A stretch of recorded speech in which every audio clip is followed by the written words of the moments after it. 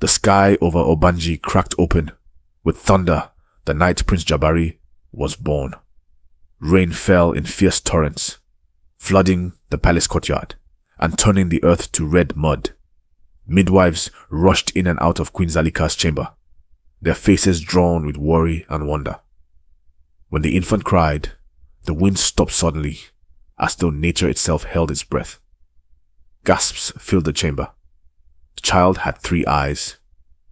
A silence fell, broken only by the voice of the royal seer, who stepped forward from the shadows. "This child is touched by the sky eagle," she whispered, her voice trembling. "The prophecy lives. Long ago, it had been foretold that a child with 3 eyes would be born during a storm and marked by the heavens. That would be the bearer of the feather of fate, destined to either save or destroy Obanji." King Obasi looked down at his son, unsure whether to feel pride or fear. "His name," the queen murmured through sweat and tears, "shall be Jabari, the brave one." That night, lightning danced across the peaks of the great Ijele mountains, and far above them, on an unreachable cliff, a massive eagle of fire and light spread its wings. The wind stirred with ancient power. The prophecy had awakened. By the time he could walk, Jabari was already unlike any other child in Obanji.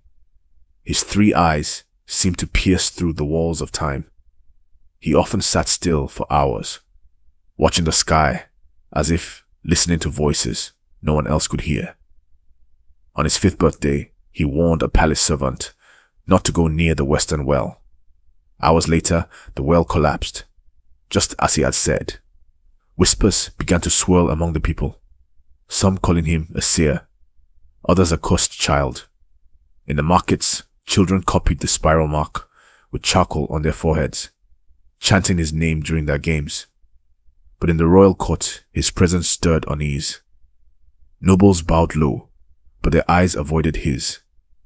The royal council advised King Obasi to restrict the boy's freedom, fearing he might grow too powerful. But the queen insisted. He must walk among his people. He must understand their world if he is to guide it. Jabari, unaware of the weight he carried, continued to have visions, some beautiful, like a glowing tree blooming in the desert, and others terrifying, like blood on the palace steps. He told no one of the shadowy bird that sometimes perched outside his window at night, its wings glowing faintly blue, watching him. In his heart, Jabari knew his sight showed him things not meant for a child. He had been born with vision that did not belong to this world. Deep beneath the palace of Obanji lay the chamber of memory, a hidden library where only the kings and royal seers were allowed. But one night, Jabari followed a dream down the ancient stairs. The vision had called him. Fire in the sky, a spiral burning in the clouds, and a voice that said, "It begins where it was once hidden." At the base of the stairwell, he found a wall covered in dust and vines. As he touched the stones, they shifted, revealing a hidden shelf. On it rested a single scroll, wrapped in feather-lined cloth. The spiral mark shimmered on its seal. With trembling fingers, Jabari opened it. The scroll spoke of the sky eagle, the divine guardian of fate, and its single feather, dropped into the mortal realm long ago. The feather, it claimed, held power to change destinies and shift time itself. Only one born with a soul divided could wield it. Jabari froze. Was that him? 3 eyes, a soul that saw past, present, and future. He returned the scroll, but kept its memory etched in his heart. He did not tell his father, or the seer. That night, the wind outside his chamber howled with a strange rhythm, like wings beating through the darkness. Jabari sat by his window, silent, waiting for the eagle he now knew was real. The prophecy wasn't a tale, it was a map, and the first path had just been revealed. The Ijele mountain stood tall and silent beyond the northern edge of Obanji. It was said no man who climbed past the eagle's crest ever returned, but Jabari was drawn to them, especially after the dream returned, more vivid than ever. He stood atop the palace balcony, gazing at the peaks, where mist curled like smoke and the sun lit the tips like spears of gold. He knew the feather was there. He could feel it pulsing through his skin, calling him. At dawn, he dressed in a traveler's cloak and tucked a carved wooden lion, the queen's parting gift, into his satchel. He left a letter by her bedside. Do not fear for me. I was born for this path. As he stepped past the palace gates, the guards did not stop him. Whether by fate or the will of the gods, the way was clear. The road twisted through forests and plains until the red soil turned to black stone. Storm clouds brewed above the Ijele peaks.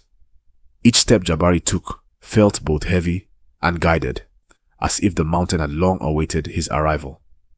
On the third night, he camped beneath a tree split by lightning, staring at the cliffs that scraped the sky.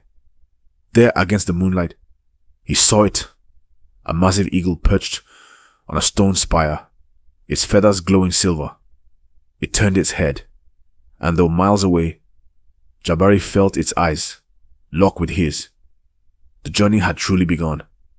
At the base of the highest cliff in the Ijele Mountains stood a massive stone arch, half buried in moss and mist. Etched into its pillars were ancient symbols of wings, storms, and spirals. This was the gate of the sky eagle, said to appear only to the one destined to find the feather of fate. As Jabari approached, wind surged through the valley, stirring the trees into a furious dance. Then, from the shadows of the arch, stepped a towering figure, cloaked in feathers black as night, with eyes like embers. It was the Windkeeper, guardian of the path. You who bear the spiral, the guardian intoned, may pass but not freely. To walk this path, you must face 3 trials: flame, truth, and sacrifice. One misstep, and you will fall forever from the sky's memory. Jabari bowed his head. I was born to carry this burden. I accept the guardian.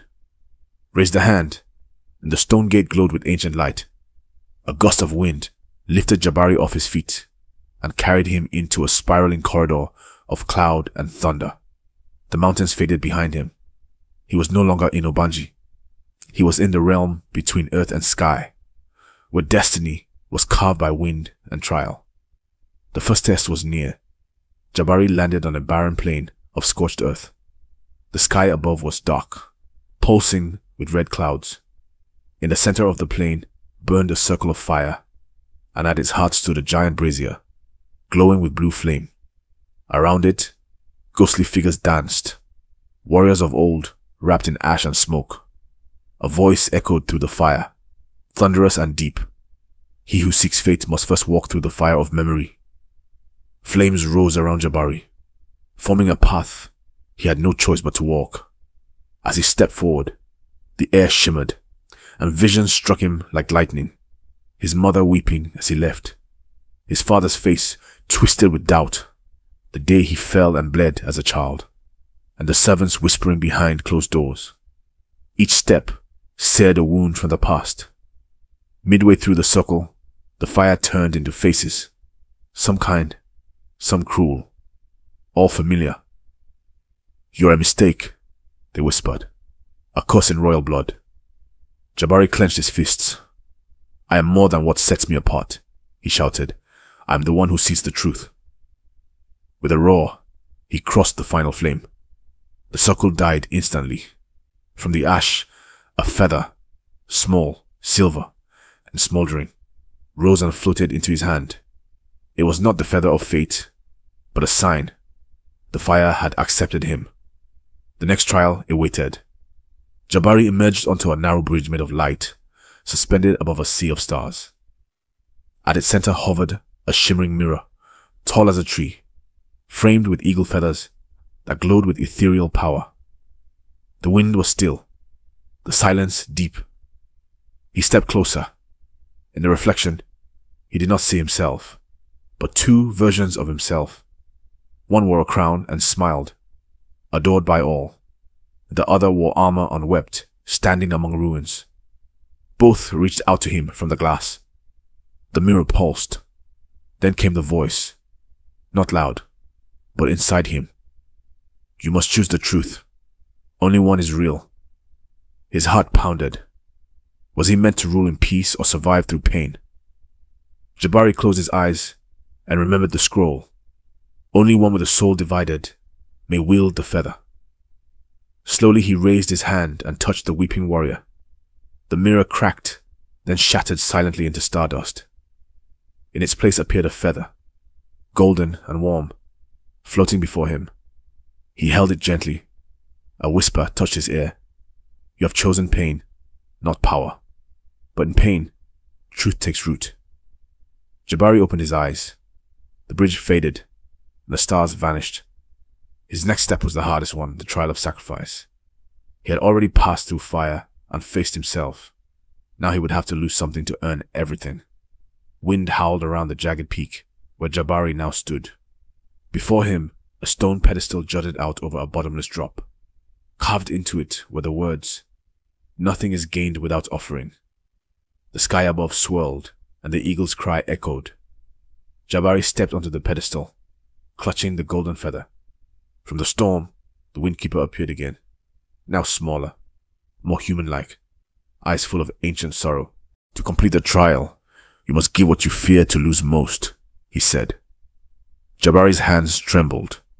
His sight, the very thing that had set him apart, that gave him visions, was the answer. But without it, he hesitated. The wind responded. To lead a kingdom, one must not only see, but feel what others cannot. Jabari reached into his satchel and pulled out the queen's wooden lion. He stared at it, then at the feather, and finally at the cliff. Then he did what no one expected. He placed the golden feather, not his gift, on the stone, whispering, I offer not my power, but my trust. I will not let fate define me. I will define it. Silence. Then, the wind exploded with light, and the pedestal vanished. In the sky above, the great sky eagle descended, wings blazing with divine fire. Its voice boomed like rolling thunder. You are ready, child of Obanji. The true feather awaits. The clouds tore open as the great sky eagle descended, its wings spanning the heavens, each feather glowing with the hues of sunrise and thunder. Lightning arced from its talons to the mountains, and its cry made even the stones tremble. Jabari stood silently, the wind swirling around him like a storm held at bay. The eagle landed before him, folding its wings with reverence. Its voice thundered in his mind, yet felt calm. You have walked through flame, faced truth, and denied the path of greed. Few born of kings have ever refused power when offered. Jabari bowed his head. I do not seek control. I seek to serve Obanji. The eagle extended one wing, revealing a single glowing feather. Unlike the others, its shaft shimmered silver, and its tip bled gold. This is the feather of fate. It does not obey. It becomes what the heart of the bearer commands. Jabari reached out and took it. The moment his fingers closed around it, the wind ceased. The sky stilled. A radiant warmth spread through his body. He saw visions of Obanji in peace, in fire, in celebration, in ruin. He saw himself in all those futures. The eagle raised its wings once more. Return to your land, Prince. The hour of decision draws near. With a final cry, it soared upward, vanishing into light. The trials were over. The real journey was about to begin. The path down the Ijele mountains was not the same as the one Jabari had climbed. The wind guided him swiftly, as if the mountain had recognized him. But with each step closer to home, his heart grew heavier. The feather pulsed in his hand, warm and silent, like a sleeping flame. Days passed, and the lush lands of Obanji came back into view. Yet, something was wrong. The air was tense. Smoke curled in the distance. Farmers moved silently through fields with downcast eyes. Jabari entered a village where elders stared in disbelief. The prince has returned, someone whispered. Word spread like fire. By the time he reached the palace gates, a crowd had gathered. Peasants, nobles, soldiers, all stunned. He had left a boy. Now he returned a figure carved by the gods. But his parents were nowhere in sight. A royal guard stepped forward, hesitating. Prince Jabari, the king is ill. Queen Zalika has not left his side. Jabari's breath caught. He rushed inside, pushing past courtiers and whispers. The feather now tugged against his chest. He had journeyed across wind and fire, but now stood before the one thing he was never prepared for: loss. What had happened in his absence? And what did the feather of fate demand of him now? The palace had changed. Where once the halls of Obanji rang with laughter and drumbeats, now there was only silence and tight-lipped glances. Jabari found his mother sitting beside King Obasi, whose once mighty frame now lay frail beneath layers of cloth. The king opened his eyes briefly and smiled. "My son, you came back," he whispered before slipping back into sleep. Queen Zalika clutched Jabari's hand, tears streaking down her cheeks. "He grew sick the day after you left. Some say he was cursed." Jabari's gaze narrowed. The air smelled of incense, but also something fouler, like fear disguised as loyalty. That night, he walked the halls alone and overheard whispers among the nobles. The king is dying. The prince is too young. Obanji needs strength, not prophecy. What if we never let him rule? Jabari turned silently, walking into the night garden, anger burning in his chest. The feather of fate glowed faintly. He held it up. "Show me the traitors." In a flash, visions came. Faces, hidden hands, stolen scrolls. One name rose above all: Lord Mandu, a trusted advisor, now plotting to seize the throne. Jabari now saw the truth. Not all trials were of gods and fire. Some hid behind smiles, within the very walls of home. His battle had only begun.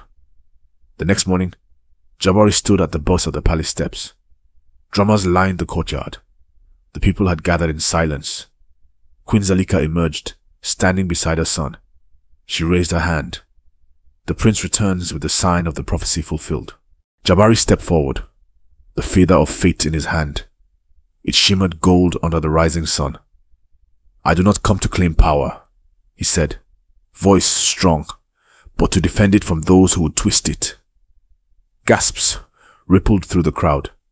He named Lord Mandu publicly, presenting stolen documents he had uncovered overnight, guided by the feather's light. The accused tried to flee, but was seized by the royal guards. "Obanji will not fall to cowardice," Jabari declared. The crowd erupted in chants of his name. From the palace balcony, King Obasi watched through weary eyes and smiled faintly. The prince had returned, not just as heir, but as protector. That evening, Jabari was summoned before the ancestral shrine. The elders placed a woven crown upon his brow, not of gold, but of eagle feathers and braided roots. A new era had begun, but Jabari knew the greatest test still awaited, choosing how to use the power fate had placed in his hands. In the weeks that followed Jabari's return, the kingdom of Obanji held its breath. Though Lord Mandu was banished and the coup dismantled, unrest simmered beneath the surface. The nobles met in hushed corners, arguing whether a boy who stared through time should truly rule. Merchants whispered that Jabari's 3 eyes meant he saw too much, or not enough. Yet the people loved him. He walked the markets barefoot, listened to farmers, and visited the ill with herbalists. At night, he sat alone in the palace's sunken garden, the feather of fate in his palm. He had not yet used it, not fully. Its power pulsed like a heartbeat, waiting. "What are you?" he whispered to it. One evening, a young servant girl approached him, trembling. "My brother was taken by soldiers near the river, and they say he's part of the rebels." Jabari stood. "Take me to where he was last seen." The girl's eyes widened. "A prince? There?" Jabari nodded. A ruler must walk where blood is spilled. That night he rode into the jungle with only 2 guards, the feather hidden under his cloak. He was determined to find not only the truth, but how to wield the fate resting in his hands. By moonlight, Jabari arrived at the riverbank, where the girl's brother had vanished. The jungle pulsed with life. Frogs croaked, birds called, and drums echoed faintly from distant villages. The prince knelt, pressing his palm to the ground. The feather grew warm beneath his robe. "Show me," he whispered. The air shimmered. Time bent. Before his eyes unfolded a vision. Soldiers dragging young men into a cave across the river. Not rebels. Recruits. Taken by force. Jabari stood and turned to his guards. "They're using the king's illness to gather a secret army. We ride now." They crossed the waters in silence, hearts pounding. Inside the cave, they found young men bound, hungry, frightened. Jabari stepped forward, revealing himself. "You're not enemies of Obanji. You are sons of her soil." He cut their bonds. One boy knelt, eyes wide. "Why would a prince come for us?" Jabari helped him to his feet. "Because fate chose me not to rule from above, but to walk beside you." They rode back before dawn, the freed prisoners at his side. Word of the rescue spread like wildfire. For the first time the nobles bowed not out of duty, but awe. The feather of fate had not made Jabari a king. His heart had. The council demanded to see the feather. "We must know what magic our prince now carries," said Elder Mamba, narrowing his ancient eyes. Jabari stood before them in the Hall of Winds, sunlight pouring through high windows. With steady hands, he unwrapped the sacred bundle. Gasps escaped. The feather of fate hovered above his palm, spinning slowly. One noble tried to touch it, and was thrown back by an invisible force. "It answers only to the soul it chooses," Jabari said. The seer stepped forward, her staff glowing. "Then let the feather speak." Jabari placed it in the sacred bowl of judgment, lined with oils and ash. A hush fell. The feather rose into the air and released a burst of light, revealing visions on the walls, of famine, of peace, of war, of hope. The people of Obanji saw themselves, fighting, dancing, burning, rebuilding. The visions faded, leaving only silence. Jabari stepped forward. "The feather does not tell us what will happen. It shows what can. The path we take is still our own." One by one, the elders nodded. "Then let this prince lead us," Elder Mamba said, "for he has not just seen our future. He has chosen to carry it." That night, Obanji lit 1,000 lamps in celebration. But Jabari stayed in the shadows, watching the stars. The feather had spoken, but it had not yet revealed its final secret. At the edge of the kingdom, a tower of black smoke rose into the sky. Jabari stood atop the palace wall, watching. A messenger arrived, breathless, eyes wild. "It's from the western border. The old enemy, the Kurojin, have returned. The last war with the Kurojin had ended before Jabari's birth. Many had died, including his grandfather. Now they were moving again, and this time they burned as they came. The feather of fate pulsed with heat in Jabari's chest. That night, he laid it upon the ancestral shrine and knelt. "What must I do?" he asked. The feather rose and pointed northwest. Jabari understood. He must go, not as a prince, but as a bearer of fate. The council protested. "You cannot go to war. You are our future." Queen Zalika stepped forward. "Let him go. He was never born to sit still." With a cloak of eagle feathers and the fate of his kingdom on his shoulders, Jabari rode into the night with a small band, his vision fixed on the fire beyond the horizon. The next chapter would not be written in scrolls, but in ash, blood, and courage. The elders of Obanji gathered beneath the great baobab, where kings once took oaths and spirits were said to whisper through the leaves. Jabari stood before them, not in gold, not in feathered robes, but in simple cloth dyed with the colors of the land. The feather of fate lay in his palm, dim now, as though resting after a long journey. Queen Zalika spoke first. The kingdom is at peace, yet your eyes search distant skies. Jabari nodded. The feather has shown me the sickness in other lands, the hunger, the wars, the forgotten. Elder Mamba leaned forward. You would leave your throne again? Jabari looked at the people gathered. Warriors, farmers, healers, children, all staring not with fear, but with faith. Obanji has found its heart. It does not need a prince who guards it. It needs a voice who carries it beyond these walls. Silence. Then from the crowd, a small boy stepped forward, holding a feather carved from wood. Then go, Prince Jabari. Let the world know what a true king looks like. The people cheered, not for a ruler, but for a seed they had planted, now ready to fly. That night, the sky shimmered with stars, and the sky eagle passed once more over Obanji. Wings stretched in blessing. Years passed. Stories of the three-eyed prince reached far beyond the borders of Obanji, to kingdoms broken by greed, to lands where hope had dried up like riverbeds. Some called him a prophet, others a dreamer, but all knew of the feather he carried, how he used it not to conquer, but to listen, to guide, to unite. In a distant village where no one remembered the names of kings, a statue stood, carved from stone, a wise gaze lifted to the heavens, and in its palm, an eternal feather of gold and silver. The children gathered at its base each year during the moon festival to hear the griots sing, "He who saw through 3 eyes changed the world."